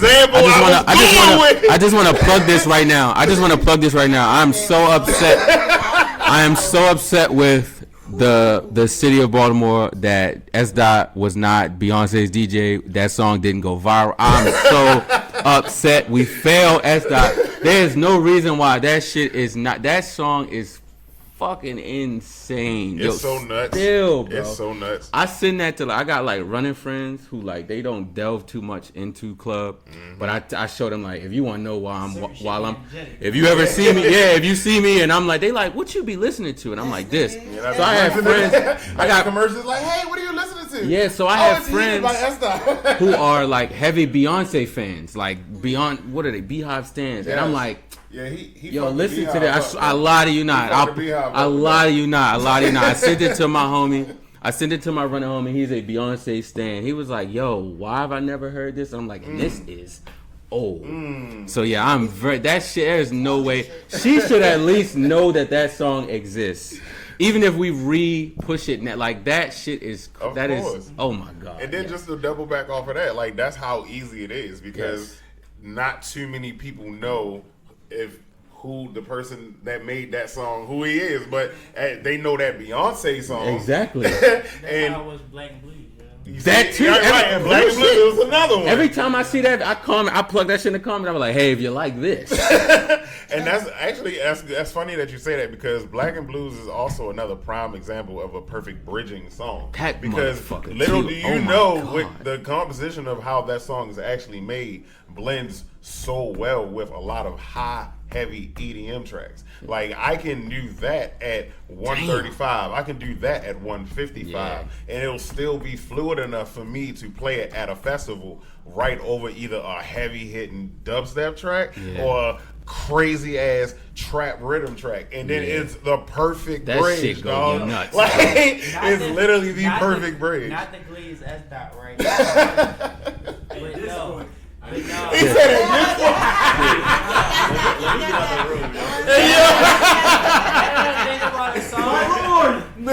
A song that I would like to hear that's not in a predominantly club room would be his what is it? That fucking Breathe remix. The Breathe remix. Oh, that's okay. So hilariously funny story. Before S. Dot was a member of Midnight Club, I sent that song to Petty, and I was like, I don't know what this nigga did, but I have a tear in my eye right now, dog. I texted Petty this shit, and he was just like, yeah, that's the guy we was trying to get in Midnight Club. I was like, get him now! Get him now! I don't even think I danced to that song yet. You feel me? Like all I could do is just listen to that song and just bop my head to that shit. It's so good. It's Like, so good. Like it's one of them songs. Like if I really want to dance to that song, I gotta get really back in my prime. Like, real shit. I was like in 2018 and shit. Like I'm lying. Like 2020. Like that was like the last year that I was like really on my shit. Mm-hmm. Like you can really just catch me going off or something like that. Like that was one of them. I think But no, I can definitely see that type of shit being like I can see certain club tracks being transferred into the energy of them rooms with EDM and like all that other shit. You feel me? Like what I've learned over the years is that there's with us having a variety of ShakeOff shit. Right. They fit in so many different places. Right. Ooh, right. You just don't have like you just gotta have motherfuckers that's gonna really like go through all those songs and really like or either be a motherfucker that go through those different rooms. Hell yeah. And be able to be like, oh, I can hear Yeti shit being played in this. Or I can hear S. Dot being played here. Or I can hear Mellow shit being played here, shit like that. Like it's different rooms for different shit. I just hate how motherfuckers always be like, you can't play club everywhere. No, you just can't play. You can't play everybody club. As a you can't DJ, play all club everywhere. Right. But you can. There's You ways. can play a club. There's You can ways play a you club. can mix Club that songs shit every in. nigga. Yes. And there's shit for every different speed. You feel me? And there there's is different, club like, songs for every person. There's club songs for Indian people. There's club songs for Asian people. And what made me realize that shit, unfortunately, it wasn't from here. It was Jersey. Like, even for us, alright, prime example. For us, as our generation, the ShakeOff shit, you know the Cruiser.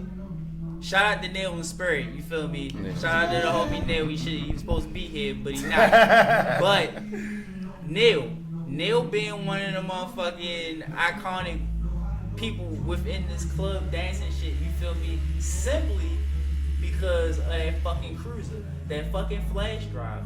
That flash drive had a whole bunch of shit, whether it was from us or that shit was from motherfucking Jersey. Yeah. And this was the shit this was the first wave of Jersey club that we got introduced to as club dancers here, you feel me, in our generation and shit. So like hearing that particular sound of that era that this nigga was collecting that shit from and what we was coming up in our realm, you feel me, around the same years and shit. Yeah. So shit can be played in all these different rooms, bro. Oh yeah, most definitely. Shit can be played. Another couple perfect examples, honestly, is just when cypher tracks or mainly battle tracks are like 150, 145, playing them in venues where we have at least 200 to 300 people ready to go just on some hype festival shit. Those kind of tracks resonate so hard because it's the jump up portion of the mix now. Like it's the giddy up. Well, no, we're about to start shaking everything right now type part. So there's a couple tracks. Dork Boys track, Cold as Ice, is another one. that's always being played when we do big festivals. Mikey's Bang Bang track always is another one that gets played. Of course, S. Dot's Breathe track. Another track that me and S. Dot did, the Illy song. Yeah. That song. That's my favorite shit. So, and another funny story behind that, like, that was literally one of the times where I was starting my early production career because I was just still learning how to produce, and he literally was trying to give me the sauce. Literally trying to give me the sauce to make ShakeOff tracks. And when I saw what he was giving me, I had to take it and I had to run with it. And that was one of the only songs where he was just like, all right, Beast, yeah, you fried me. So that made me feel proud. And then once I did that, I also did the Get Crunk song with Glow, with DJ Glow. Did that. Shout out to DJ Glow too. He's another Libra. Did the Get Crunk song, and then I sent it back to him same way. He sent me a voice note. Was just like, hey, yo, you fried me, son. So, yeah. So those high energy tracks always resonate to heavy EDM crowds because they want to dance to it. Like, and it's funny because they want to dance to it, not knowing they want to dance to it. So, yeah. Okay. No, that's definitely some real shit. So while we on the subject of music, period, first off, happy birthday. Happy birthday, shout out to Beast. And again, let's shout out all the Libras. We got a few Libras in this room right now. It's about 4 of y'all in this motherfucker. One left too. Oh yeah, and one left. Shout out to Cora. Shout out to Splash. While we on the subject of music though, you just recently came out with a single for your birthday, right? Yes. Alright, so tell the people a little bit about it. So I just released the intro track, my original intro track, which is a remix of KRS-One, Sound of the Police. It's literally just called Sound of the Beast. I released that on my birthday, October 10th. It's out now on all platforms, Spotify, Apple Music, the whole nine. Coincidentally enough, that was a track where I literally was sitting in a room thinking like I need something for myself to stand out. And I wanted to use the experience, literally, of what we was talking about, from being in the EDM side of things to trying to resonate that to the Baltimore Club side of things as well. Just taking the knowledge from the people that showed me how to produce, taking the knowledge from everybody that I've been around in the club culture, especially from the Baltimore club culture, just to make that track stand out and make it my own. Yeah, it was powerful. I ain't going front. It is a powerful track. It is a powerful track, and I did not release it for a whole year and a half. So that track is actually almost a year and a half old, almost 2 years old. Yep. I know how it be sitting on music and shit, you feel me? So I don't listen. We listen, but we don't judge. But it's 2025, bro. So this is what I'm learning, right? And who the fuck said it to me? Because they made me realize that. I want to say it was Tyler the Creator. Yeah, it said something about just pretty much just like not letting shit sit on your hard drive, yeah. Mm-hmm. Don't worry about all the imperfections of it. You feel me? Like, I know us as artists and how we get, you feel me? But then there's a point in time, yo, where it's like, we know we done let motherfuckers hear certain shit a good amount of times, and they was like, yo, that shit hard. Right. Fuck it, just trust it. You feel me? Like, whatever you feel like you need to learn from that shit, just take the lesson and then apply it in the next shit that you put out. But we gotta keep shit moving. Especially in this market now, you feel me? It's like, yo, shit too fast paced, and a lot of us will get drawn the fuck out. You feel me? If we not doing enough. So shout out to niggas like John. You feel me? But he might annoy the shit out me sometimes. There was one period of time where he was annoying me. You feel me? With just constantly putting out tracks. You feel me? And it's not like, and I'm not saying it as if he sucked. I'm saying it as if it's too much to keep up with. You feel me? And maybe I was listening to it with the ears of me being a seasoned vet, me being a DJ or producer and shit. Like, I shouldn't be listening to it as that. I should be embracing that shit as a consumer and just a fan of the club shit. You feel me? And just realizing, oh, there's some young nigga out here right now that I don't know too much of, like that keep putting out music. Yep. And niggas fucking with it, because niggas is listening to it, and you can see the plays and shit. You feel me? Off of SoundCloud, and you see this nigga online. You feel me? When he's sharing his music and shit like that or whatever. Has the best consistency of any Baltimore Club artist I've ever seen in a long time. Yeah, I can't knock it. You feel me? I had to learn how to accept that shit, you feel me, for what it was, instead of me looking at it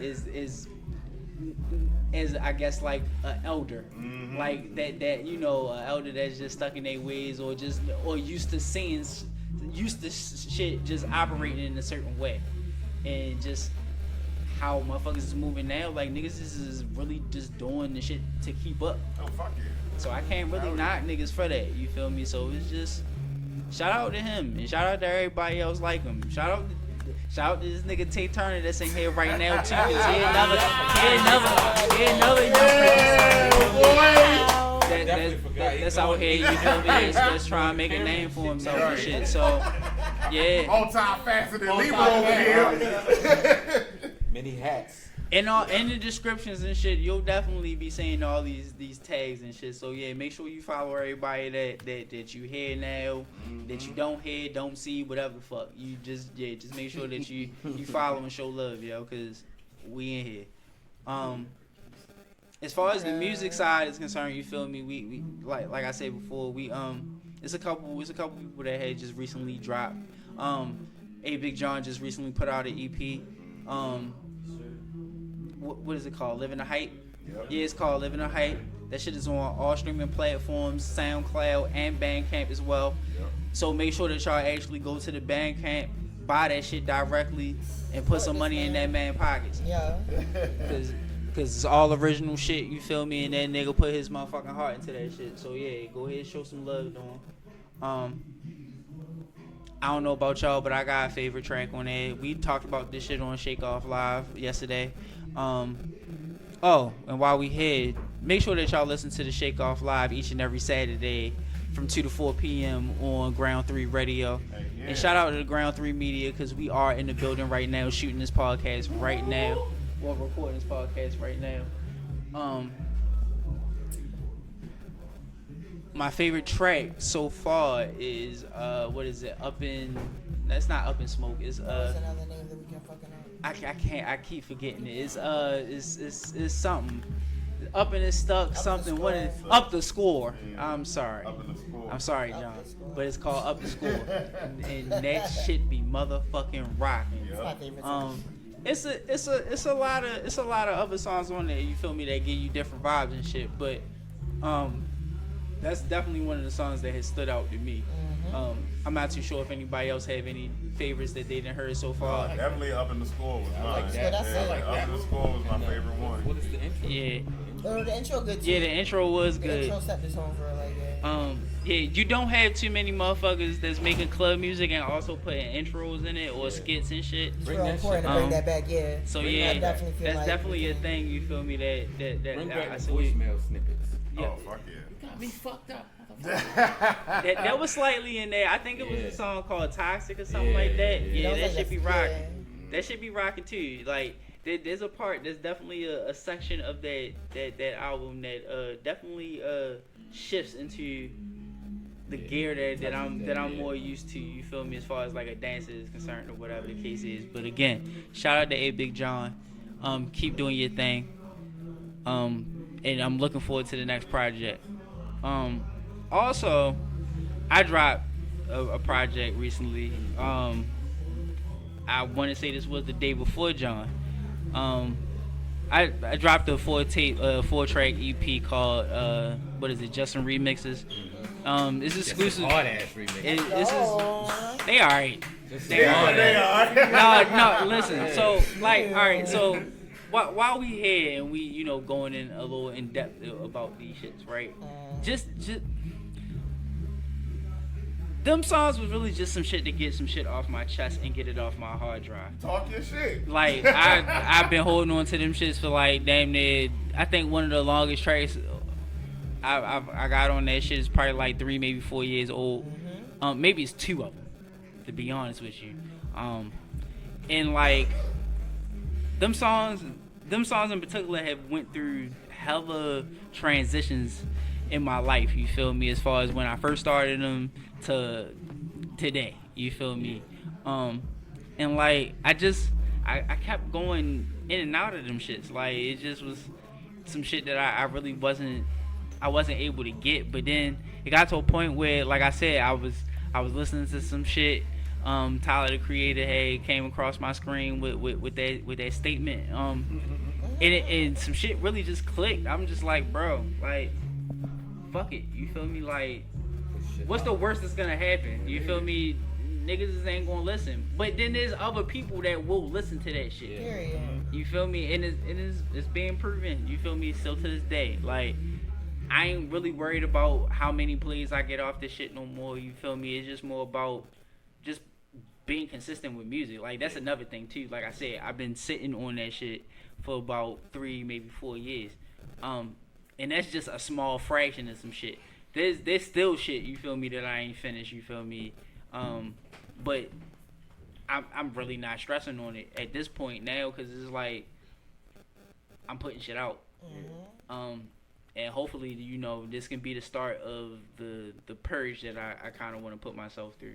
I feel myself going through a transition with my sound, so like, why not get rid of this old shit, you feel me, so I can just move on. I feel like personally your hard drive is stacked with like over 1,000 unreleased tracks. It ain't even. If anything, I done touched them shit so many fucking times. It feels like it's like thousands of tracks on that shit. It's barely 100 Like hundreds of them bitches. Like, Project Files on his shit too.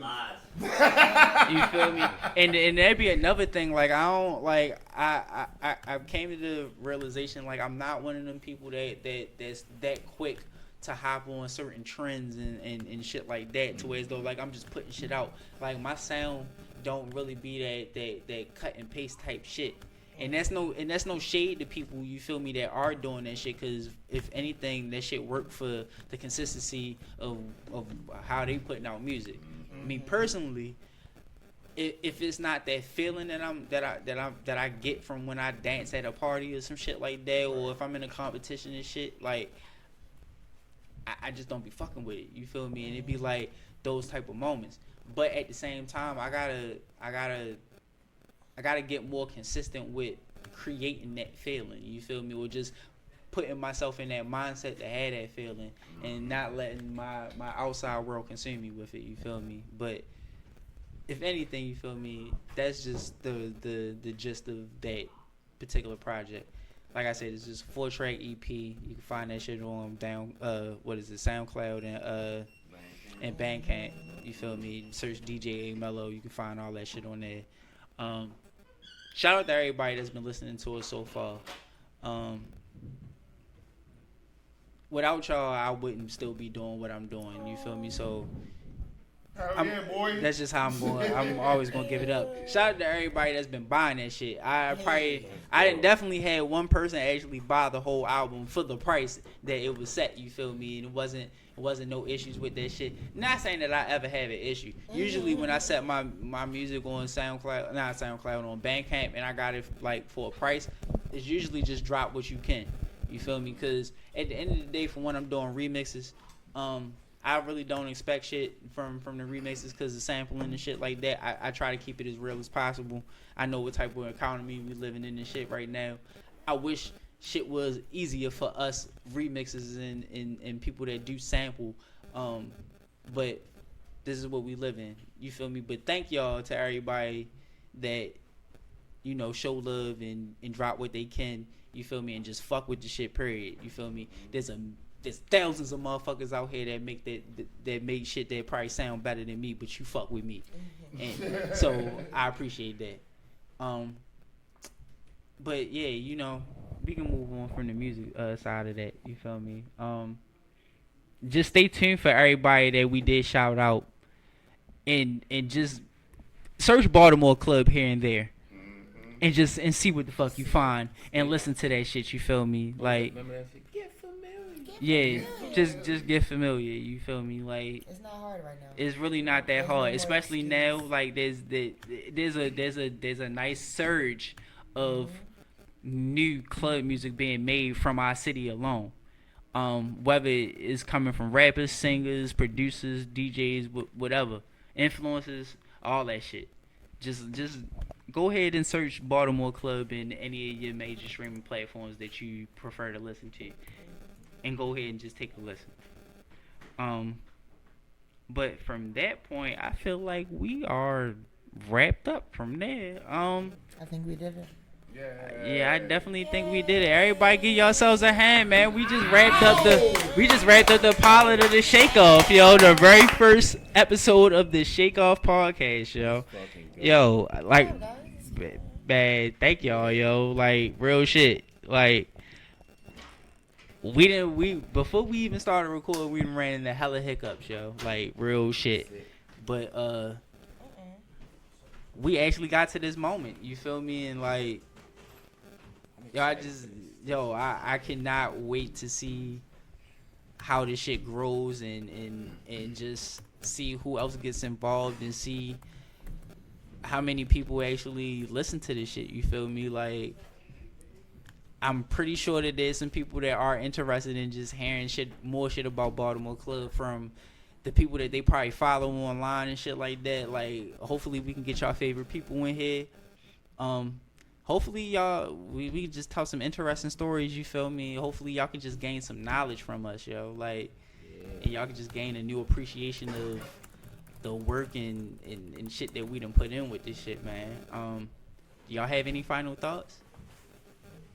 Man, my only final thought is everybody keep pushing this music, please. Everybody keep this shit alive, because this shit is not going to die. Trey? Yeah, say piggyback. I think this is a pivot point for just expansion, and I think that I'm trying to make this as general as possible. Accept change, no matter what your stature is, no matter what weight you hold. Be able to be open and accept change, because whether we like it or not, we can't dictate time. Things evolve. Everything evolves, and there's always going to be pushback. And the reality of it, no matter what the subject is, you cannot fight evolution. So, I think the sooner that we accept and embrace, the change, the fresh, the new, the up and coming, and we try to integrate as much as we can and pass as much as we can, it's important. Also, just show the fuck up. You know what I'm saying? Even if it's not physical, a share is literally a button. 2 presses, right? Share and then add the story. I think I'm not going to ramble, Shit, but even the repost button. yeah, you know what I'm saying. But I'm not trying to. But I think that we reach. I think certain people and people in content as a whole, we have to separate. We're not celebrities, and I'm just gonna say it. I don't really give a fuck how that's read. I mean it generally. It's not A-list, not B-list. I think that if you have a platform in any form, I have a platform. Aside from Baltimore Club, I have a platform through running. I have a platform through branding. I have a platform. I don't give a fuck. I'm plugging Baltimore Club music to my running friends. I'm like, yo, you want to know why I'm always fucking my heart rate high? It ain't because the run hard, motherfucker. It's because I'm bumping it. You know what I'm saying? So if you have a platform and you love this, utilize that platform to spread it. it's going to take whether you like it or not. If you don't want to spotlight somebody because you're doing a similar thing, it's going to take regardless, because that person, that creator has a crowd, whether they found it yet or not. We cannot stop evolution. The sooner we accept it, the sooner we utilize what we have to expand what we have that's for us, by us, the easier this entire process will be. Mm-hmm. And that's it. Yeah, it is. True shit. Ducky, you got any closing statements you want to make? I don't actually. Nope. Only because everybody said it. Like, it's nothing else. Like, it's really, at this point, nothing else to really, in my opinion, kind of like say, like, that you all haven't, or that we haven't already tried to drive home. To me, it's just one of those, it's support, it's consistency, it's, remembering, kind of like why and what, what we're trying to do. Yeah. And I think that, again, this platform is going to be helpful in that. But even if not, fuck it. Everybody else, we already are doing the work that's necessary. Yeah. So, again, just for everybody, just show up and support, and understand that even the tiniest bit of support kind of means a little bit more than you think, because it's more than just us watching each other right now, and everybody sees that. Yes. So stop waiting until y'all hear something that sounds yeah. like it. Stop waiting until y'all hear a rah-rah sample to find out about it too. Uh-huh. Stop waiting. Like, the shit is out here. The shit has been out here. That's it. Come on, man. Yeah, don't wait until it's a talking point to want to contribute to it. When we have, it's too late. It's already too late. We have the time, we have the opportunity, and we can just do it. Just do it. It's simple. Mm-hmm. Just do it. Everybody's combined resources and pool. There's no reason why there shouldn't be extended support, perpetual. Right. We should all be going to a Tay event or to his shoot, because we all know who we know. Everybody, those same flow of people with a separate circle, should all be at an event S-Dot's on the card for. We should be at a Midnight Club event dancing because they want dancers there. We should be at any, you know what I'm saying? These events, it's no way that all of our support shouldn't consistently flow through each other's circles. Mm-hmm. That's it. There's no reason. Yeah. There's no reason. We have the resources. People have the stature. People have the pull. People have their own separate platforms. The problem is people not wanting to share them, because then that takes away from them. Yep. Bigger picture. Yay. Bye, kids. That's it. All right. Well, if anything, that's a wrap for this segment of the ShakeOff Podcast. Wow! This is the very first episode. This is the pilot episode of the ShakeOff Podcast, man. Again, thank each and every last one of y'all, from Tay to S. Cora, Beast, Trey, Ducky, me, fucking okay for having us in here, Ground 3 Media, what's his name, Ronnie? The engineer Ronnie that's in the building that helped us out throughout this whole pilot, because shorty, this shit was fucked. This shit was fucked, but we are here. We are here, and what I'm going to tell you is everything is going to get bigger and better after each episode, so make sure that you tune in to the ShakeOff Podcast. We are signing out.